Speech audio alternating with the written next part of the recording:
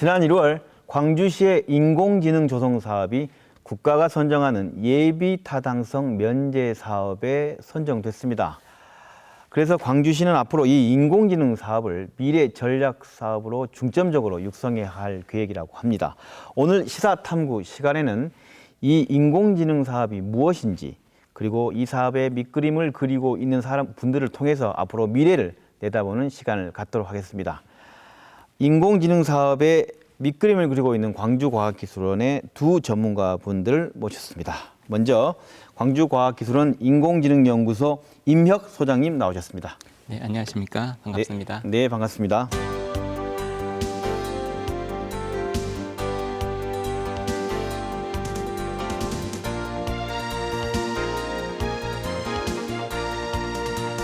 그리고 광주과학기술원 AI 융합사업추진단 공득조 선임연구원 나오셨습니다. 네, 안녕하십니까. 반갑습니다. 네, 반갑습니다.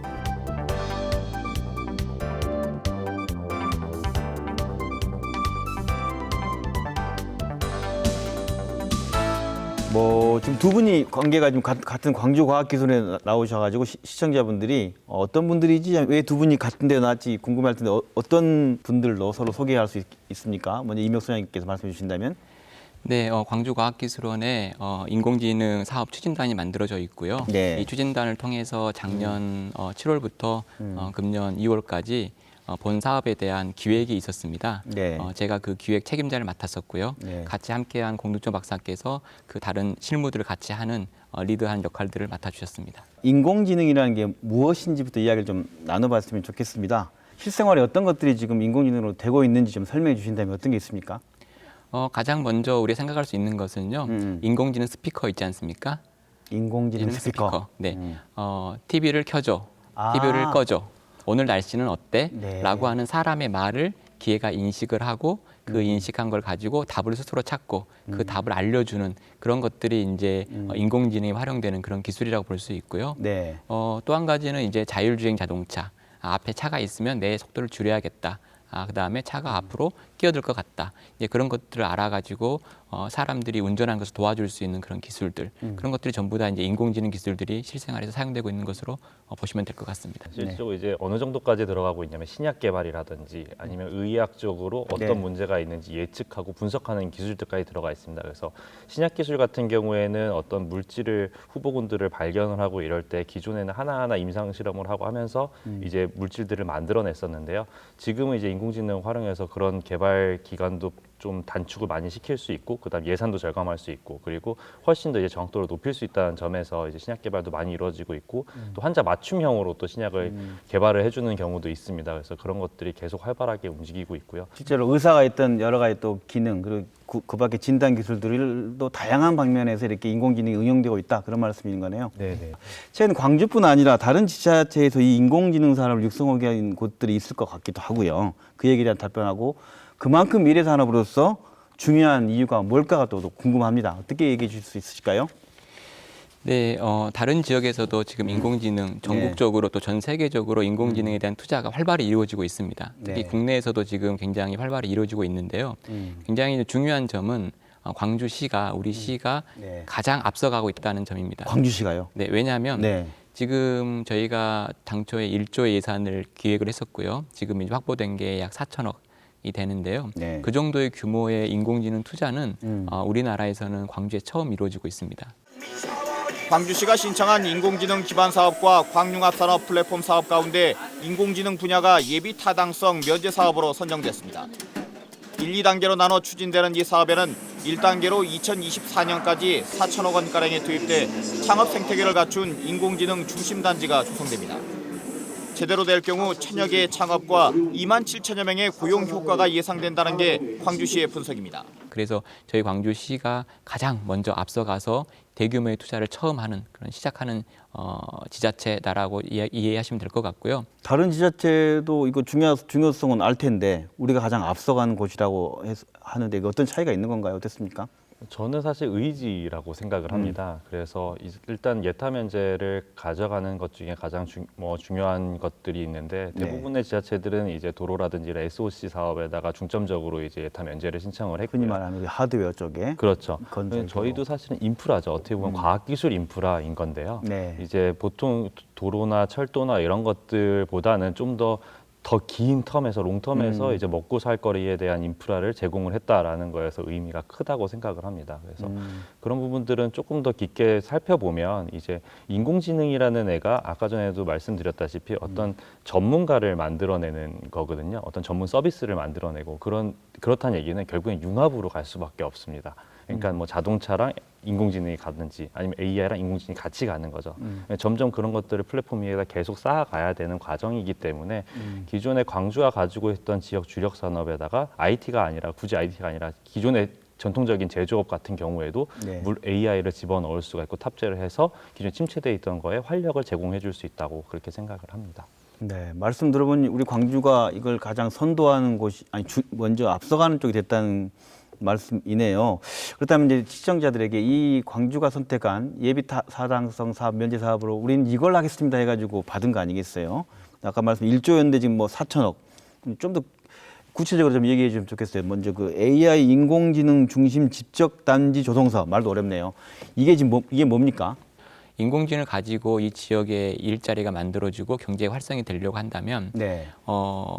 그 클러스터라고 하는 개념, 그러니까 그 안에서 연구도 있어야 되고요, 교육도 있어야 되고요, 창업도 있어야 되고, 그다음에 기업 지원도 있어야 되고요.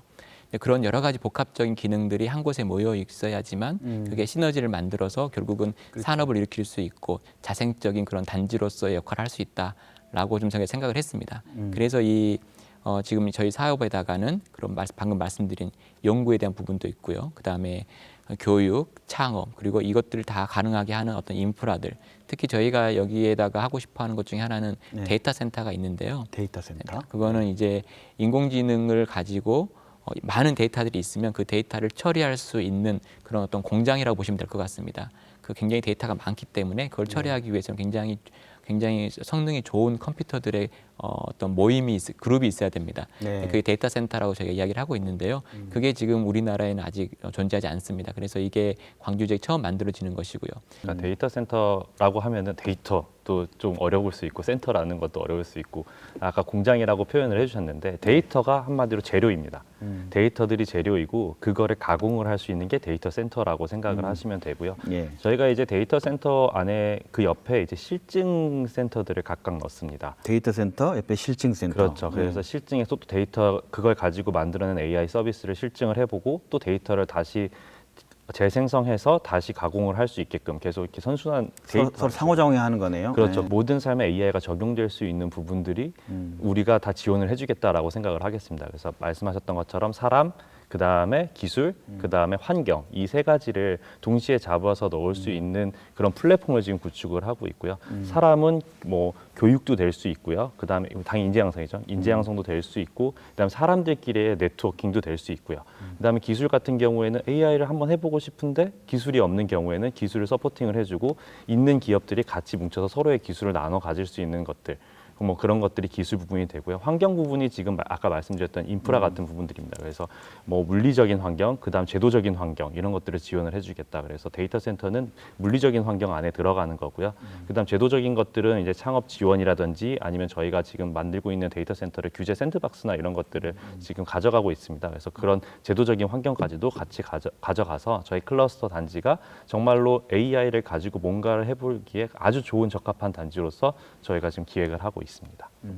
지금 이제 10년간 앞으로 당장 뭐 언제부터 어떻게 되는 겁니까? 이 사업이 지금?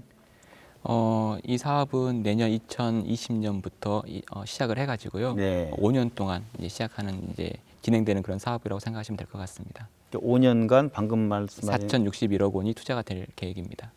광주 전남이 갖고 있는 뭐 특성이랄까요? 비교 우위랄까? 인공지능 조성 사업 하기에는 좀 이게 더 낫다는 뭐 호소할 때 그런 뭐 장점이라는 게 있었습니까? 어떤 차이가 저희가 이걸 그냥 우리 단독으로 했기 때문에 된 건지 아니면 뭔가 우리 지역은 현재 낙후돼 있지만 이런 부분에서는 가능성이 있었다는 그런 판단이 있었던 겁니까? 어떻습니까? 저희가 이제 인공지능 중심의 단지를 만들 때요 여러 가지 전략들을 가지고 있었습니다. 그 중에 한 가지는 광주가 가지고 있는 장점도 있고 단점도 있습니다. 장점 중에 이제 하나라고 생각했던 것 중에 하나는 네. 이 지역에서 지금 가지고 있는 산업 인프라가 있습니다. 그러니까 국가에서 R&D로 굉장히 많이 투자가 이루어지고 있거든요. 근데 네. 생각보다는 그 투자에 비해서는 그게 경제에 도움이 된다든지 일자리를 만든다든지 그것들은 굉장히 좀 그렇죠. 좀 못 더 느끼고 개선돼야 될 있어요. 필요가 있습니다. 그래서 저희가 생각한 것은 음. 국가에서 투자가 이루어질 때 그 투자가 지역의 산업과 연계가 될 수 있어야지만 그게 결국은 일자리를 만들어주고 또 그 기업들이 성장할 수 있겠다라고 생각을 했고요. 네. 그래서 그렇다고 한다면 광주에는 어떤 장점이 있나 생각을 해보니까 그게 궁금해요. 네. 네, 광주는 이제 저희가 통계자를 보니까 광주에 굉장히 젊은 인구들이 되게 많이 있습니다. 그리고 전남 같은 경우에는 노령화된 인구들이 되게 많이 있고요. 그래서 굉장히 좀 다양한 그런 인구 분포를 가지고 있고요. 네. 거기서부터 얻어올 수 있는 어떤 독특한 그런 데이터들이 있습니다. 그래서 그 데이터들을 활용을 해야겠다. 그 데이터를 가지고 의료, 특히 이제 고령화 사회에 대비한 그런 쪽에 AI를 접목해야겠다. 그리고 그런 데이터를 모으는 것은 광주 지역이 충분히 잘할 수 있겠다. 이 생각을 하게 된 겁니다. 네. 그와 더불어서 이제 에너지 같은 경우도 네. 지금 한전이 나주 본사가 와 예, 있죠. 와 있으면서 광주에 굉장히 많은 에너지 기업들이 만들어지고 있습니다. 근데 에너지 기업들이 하드웨어를 만드는 이제 그런 쪽에 많이 초점이 맞춰져 있는데요. 앞으로는 그것보다는 이제 거기서 나오는 데이터를 활용한 좀 더 AI와 관련된 그런 서비스들, 지능형 그런 서비스들로 이제 기업들이 체질 개선을 해야 되겠다 생각을 해가지고요. 또 이제 그런 기업들이 충분히 그런 역량을 가지고 있기 때문에 AI라는 기술에 대해서 기업들이 알고 또 거기에 대한 적절한 투자만 이루어진다고 하면 굉장히 AI 에너지 기업으로 성장할 수 있겠다. 이제 그런 여러 가지 환경들을 조사를 했고요. 자동차가 조금 빠진 것 같으세요? 네, 자동차. 우리 곧 지금 광주형 일자리 자동차도 들어오잖아요. 네, 그렇죠. 그래서 사실 자동차 같은 경우는 이제 3,030억 원 정도가 이제 친환경품 클러스터 조성 사업으로 해서 내려온 것들이 있습니다. 그러면서 네. 이제 친환경품 클러스터 조성 사업에 많은 기업들이 지금 인볼브가 되어 있고 많은 기업들이 또 생겨났습니다. 그래서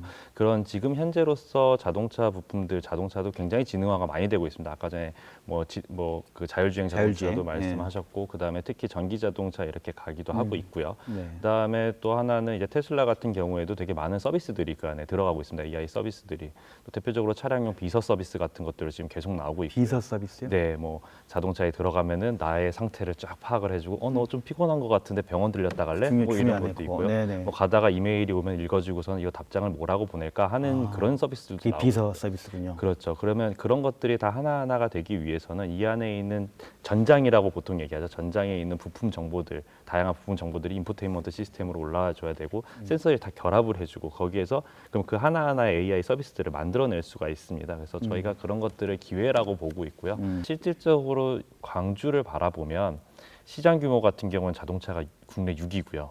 에너지가 12위고 헬스케어가 12위. 뭐 기업 규모도 자동차가 11위, 에너지가 11위, 헬스케어도 9위 뭐 이렇게 돼 있습니다. 높지 않네요. 네, 사실은 중하위권에 있습니다. 그럼에도 불구하고 저희의 주력 산업은 또 맞습니다. 광주가 가지고 있었던 장점이자 단점이라고 얘기를 한다면 지역의 산업은 있지만 침체되어 있다라는 거고 그런 부분에서 AI가 들어가게 되면 지금 있었던 침체되어 있던 기업들이 활력을 불어넣을 수 있고 그다음 새로운 시장으로 더 커질 수 있지 않겠느냐 그런 기회라고 생각을 합니다. 네, 교수님 생각 어땠습니까? 지금 인공지능 관련돼 있어서 굉장히 경제가 초기 단계에 있습니다. 투자도 초기 단계에 있고요. 그렇기 때문에 지금 우리나라에서는 어느 지역이라도 AI로 주도권을 가지고 있고 이미 가능성이 많이 있고 투자가 많이 이루어진 그런 지역은 없습니다. 그렇기 때문에 지금 처음 광주가 선제적으로 투자를 시작을 하고 있고요. 그렇기 때문에 충분히 경쟁력이 있다라고 생각을 하고 있습니다. 한 가지 중요한 점은 네. AI라고 하는 것이 이제 어떤 특정 산업이라기보다는 굉장히 다양한 산업에 굉장히 많이 적용되고 있습니다. 그렇지만 생각보다는 뭐 말씀드린 것처럼 번역이라든지 그다음에 이미지를 처리한다 이런 부분에 있어서는 굉장히 많이 기술력 차이가 많이 나고 있습니다. 그렇지만 방금 말씀드린 것처럼 산업적인 측면에서 특히 산업 융합적인 측면에서 방금 저희가 말씀드린 에너지, 자동차, 헬스케어 이런 특정 산업에 있어서는 굉장히 AI의 접목이 이제 시작되고 있는 시점이기 때문에 누가 먼저 거기에 들어가서 데이터를 모으고 기술력을 선점하는 것인가가 굉장히 중요한 시점이고요. 저희가 생각하고 있는 것은 이 세 개 분야에 있어서는 굉장히 우리가 선제적으로 먼저 투자가 지금 할 수 있는 그런 자본이 확보가 되어 있고 여러 가지 사회적인 분위기가 만들어져 가고 있기 때문에 충분히 가능성이 있다고 생각을 하고 있습니다. 광주 지역의 지금 시민들이 광주는 다른 예타 사업들은 다 그 인프라를 인프라를 했는데 광주는 AI를 선점을 했구나라고 하는 것들을 모두 알고 있습니다. 그럼 AI로 뭘 할 수 있을까? AI가 우리를 삶을 어떻게 바꿀 것인가? 우리가 창업을 한다면 AI 기술을 가지고 뭘 할 수 있을 것인가에 대한 고민들을 다른 지역 사람들보다 먼저 하고 있는 것입니다. 그래서 지금은 투자가 먼저 시작된다라고 확정이 되어 있다는 게 굉장히 중요한 시점이고요. 네. 지금 이 시점, 이런 기회들을 우리가 어떻게 살려갈 수 있을 것인가가 앞으로의 경쟁력을 만들어가는 것이지. 지금까지 우리가 AI 분야에 어떤 인프라가 있었는지 그것을 생각하는 것보다는 우리 이후 세대들에게 물려줄 수 있을 것인가 그런 부분을 고민해야 될 그런 시점이 아닌가 그렇게 생각하고 있습니다. 네, 말씀 들어보면 결국 우리가 그 세 가지 산업 분야, 자동차, 헬스케어, 그리고 에너지 이 분야에 대한 것들에 대한 산업 각 지역사회 갖고 있는 그 각 지역이 아까 보수적이라는 말씀하셨는데 그 칸막이를 좀 띄우고 공동체라든가 뭔가 서로 융합할 수 있는 그런 그 소통과 연대 이런 부분도 중요하겠네요. 네, 맞습니다. 제가 이제 계속 말씀을 드리는 것은 지역이 성장하기 위해서 때로는 지역의 대학들, 지역의 연구소들, 지역에 있는 여러 기업들이 경쟁할 때가 있습니다. 서로 경쟁하면서 서로 성장하는 그런 시기가 있을 수 있고요. 근데 제가 지금 생각하고 있는 것은 지금은 같이 함께 힘을 모아야 되는 그런 시점이라 생각하고 있습니다.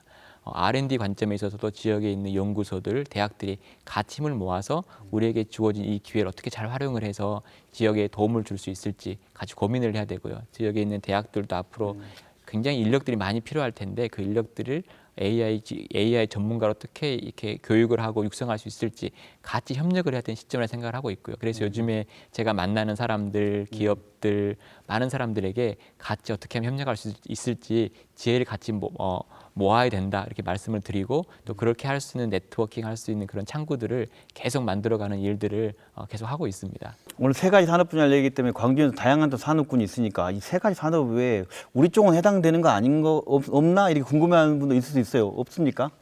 굉장히 많이 있습니다. 저희가 당초에 기획을 했을 때는 이 세 가지 분야뿐만 아니라 농업, 그다음에 스마트 팩토리, 제조업이 되겠고요. 그다음에 환경에 대한 그런 내용도 담고 있었습니다. 그런데 지금 이 세 가지 분야는 먼저 좀 더 산업이 갖춰져 있기 때문에 먼저 시작을 해라라고 하는 이제 그런 중앙 정부의 뜻이 담겨 있는 거고요. 네. 세 개를 성공 모델로 가져가면서 거기서부터 이제 시작을 해서 다른 분야에 파급할 수 있는 그런 논의들을 저희가 해야 된다라고 생각을 하고 있습니다. 저는 이렇게 막 지금 나온 것들이 너무 먼 것 같아라고 생각하실 수 있는 것 같은데요. 저는 단순하게 떠올리면 뭐 이런 것도 될 수 있겠죠. 사실 남도 하면 음식이지 않습니까? 그러니까요. 먹거리. 그렇죠. 사람마다 매운 거와 짠 거에 대한 정도가 다르죠.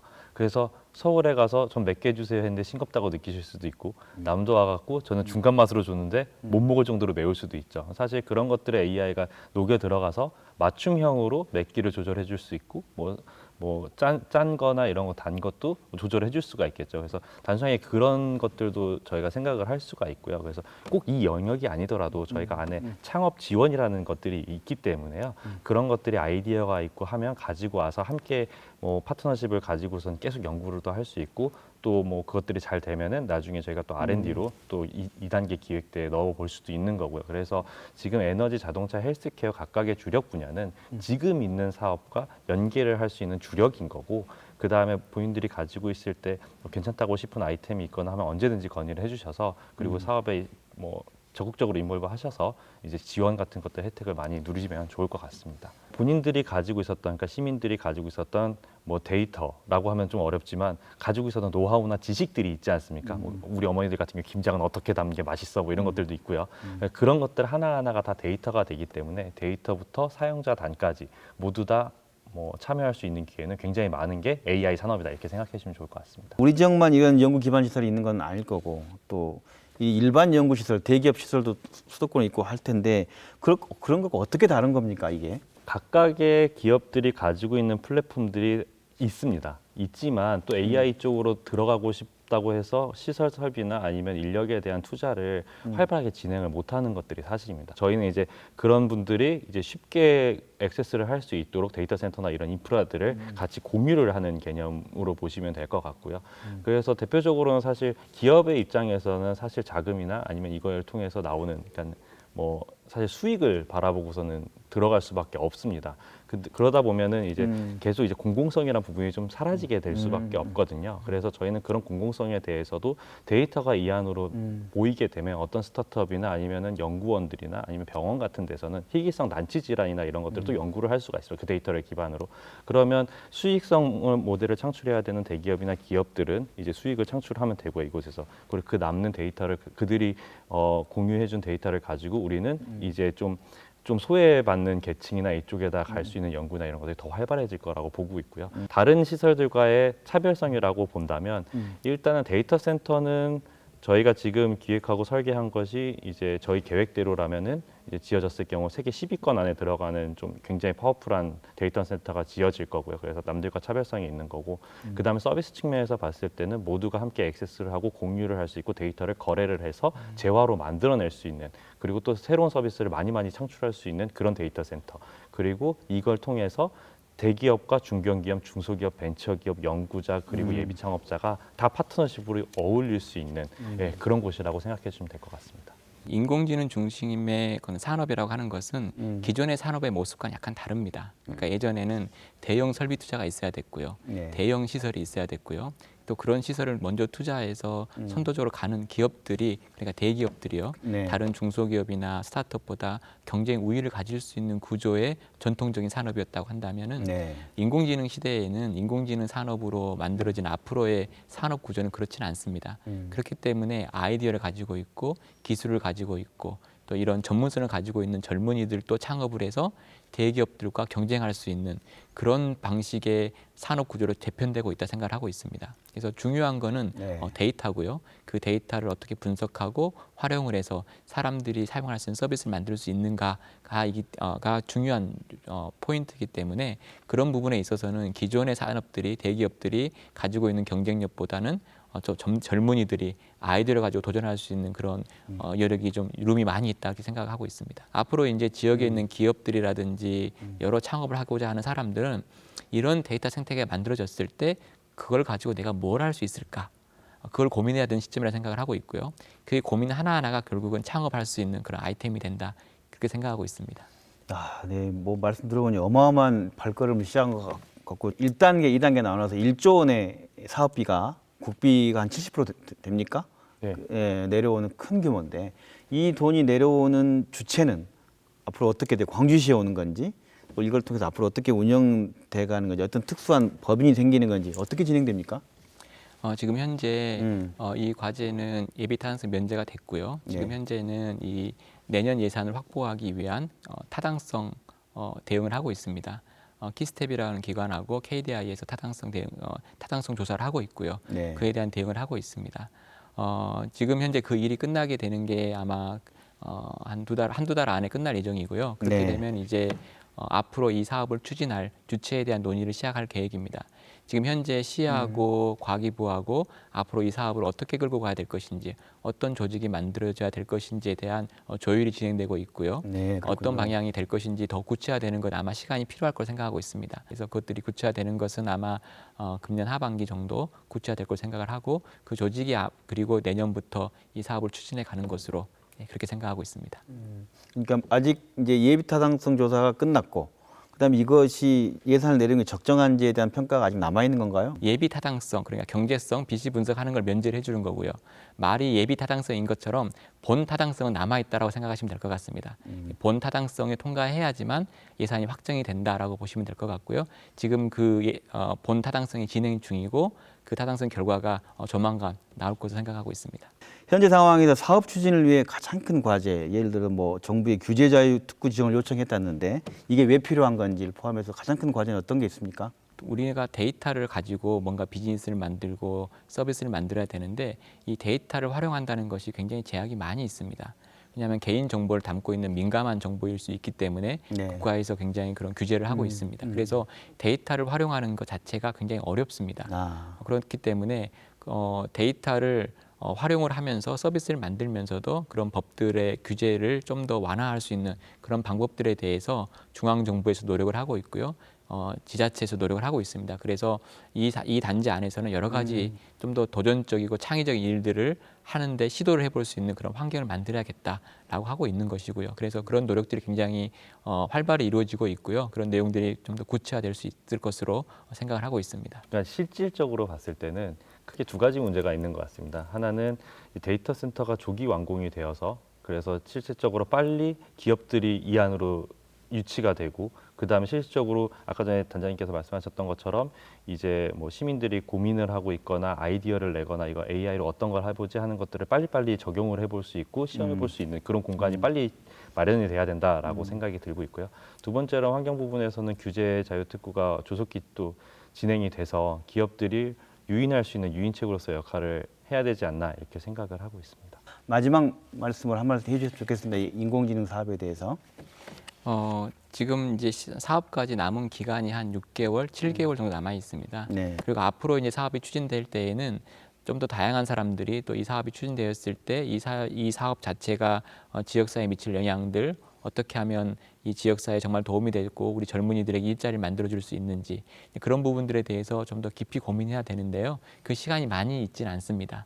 그래서 많은 사람들이 지역 사람들이 실제로 이 일에 참여하고 더 관심을 가지고 더 같이 고민하고 그렇게 해서 좀 같이 힘을 모을 수 있는 그런 시간들이 앞으로 필요하다고 생각을 하고 있습니다. 그래서 아마 그런 부분에 있어서도 방송의 역할도 또 중요하지 않을까 그렇게 생각합니다. 저는 이 사업이 진짜로 성공하기 위한 거는 성공 요인 중에 가장 중요한 것 중에 하나가 모두가 한 마음이 되는 게 가장 중요하다고 생각을 합니다. 그래서 이 사업이 정말로 성공을 하는 거에 우리가 목표를 두고 사업이 성공하기 위해서 노력을 했으면 좋겠습니다. 그래서 뭐 지금 당장에 보이는 그 지금 뭐 4,061억 그 중에서 뭐 R&D라든지 창업지원 이 돈은 그렇게 크지가 않습니다. 그거를 바라보는 게 아니라 그 이후에 5년 후, 10년 후, 20년 후에 이 광주 지역이 정말로 변화할 모습을 바라보고 함께 고민하고 함께 기획하고 앞으로의 일들도 함께 논의하는 그런 좀 발전적인 방향으로 저희가 하나 됐으면 좋겠습니다. 네, 오늘 두 분의 전문가 모시고 인공지능과 관련된 1교시 수업은 오늘 이 정도로 마치고 또 시간을 갖도록 하겠습니다. 근데 오늘 두 분의 말씀을 들어보면 대부분의 지방 정부가 도로나 항만 등 그런 그 SOC와 관련된 하드웨어적 구조의 선택을 할 때 광주시는 뭐랄까요, 인공지능이라는 소프트웨어, 그 인프라를 까는 문제를 선택해서 다른 선택을 했다는 얘기를 듣고 그것이 참 잘하는 것이다 하는 두 분의 얘기를 들을 수 있었습니다. 이 같은 선택이 민주, 평화, 인권 도시 그리고 예양으로 불리는 남도가 더욱 발전하고 앞으로 우리나라 성장에도 좀 도움을 주는 자부심을 갖는 기회가 됐으면 하는 생각을 가져봅니다. 김낙곤의 시사본색에서는요, 앞으로 인공지능과 관련된 문제를 계속해서 얘기를 들어가면서 우리 지역 미래를 그려보는 시간을 갖도록 하겠습니다. 오늘 말씀 두 분 감사합니다. 네, 감사합니다. 고맙습니다.